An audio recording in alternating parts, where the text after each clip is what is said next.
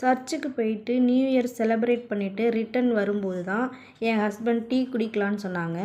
அவங்களுக்கு டீ பிடிக்காது. ஆனால் டீ குடிக்க கூப்பிட்டதுமே நான் ரொம்பவே குஷி ஆகிட்டேன். டீ குடிச்சிட்டு ரொம்ப ஜாலியாக உட்காந்து அங்கேயே லொக்கேஷன் நல்லா இருந்தது. நல்லா ஃபோட்டோலாம் எடுத்துகிட்டு காலையிலேயே ரொம்ப ஹாப்பியாக இருந்தது.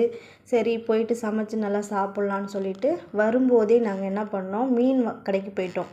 மீன் வாங்கலான்னு போனால் அந்த மீன் பாருங்களேன், பார்க்கும்போதே எவ்வளோ அழகாக கலராக இருக்குல்ல. சரி இது புதுசாக இருக்குது, ட்ரை பண்ணி பார்க்கலாம் அப்படின்னு சொல்லிட்டு கேட்டோம். எவ்வளோன்னு கேட்டால் 1 கிலோ 450 ரூபா சொன்னாங்க. பரவாயில்ல, புதுசாக ட்ரை பண்ணலாமேன்னு சொல்லிட்டு எடுத்துகிட்டு வந்து சமைச்சா, சமைக்கும்போதே எனக்கே ரொம்ப ஆர்வமாயிடுச்சு, எப்படா சாப்பிடுவோன்ற மாதிரி. அது பாருங்களேன், வறுக்கும்போது கொஞ்சம் கூட அந்த மசால் பிரியவே இல்லை, ஒட்டவே இல்லை. பாருங்கள் தோசைக்கல் எவ்வளோ நீட்டாக இருக்குன்ட்டு. நான் எப்போவுமே தோசைக்கல்ல தான் பொரிப்பேன். ரொம்ப ரொம்ப சூப்பராக வந்துருந்துச்சு.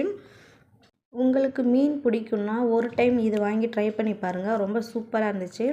டேஸ்ட்டு ரொம்ப சூப்பராக இருந்தது. குழந்தைங்களுக்கு கொடுக்கறதுக்கு ரொம்ப ஈஸியாக இருக்குது, முள்ளே இல்லை.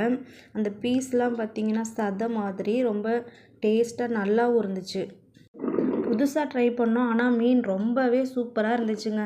நல்லா ரசித்து சாப்பிட்டுட்டு கொஞ்ச நேரம் படுத்துட்டு திரும்ப கிளம்பிட்டோம். அக்கா வீட்டுக்கு போனோம். அக்கா வீட்டில் போய் கொஞ்சம் நேரம் இருந்துட்டு அப்படியே அக்காவும் நானும் சேர்ந்து அம்மா வீட்டுக்கு கிளம்பிட்டோம்.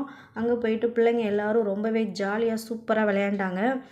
அம்மா வீட்டுக்கு போகும்போது அக்கா கறி எடுத்துகிட்டு வந்தாங்க. அங்கே சிக்கன் நல்லா சமைச்சு பிள்ளைங்க எல்லாருமா ஒன்றா உட்காந்து ரொம்பவே ஜாலியாக சாப்பிட்டோம்.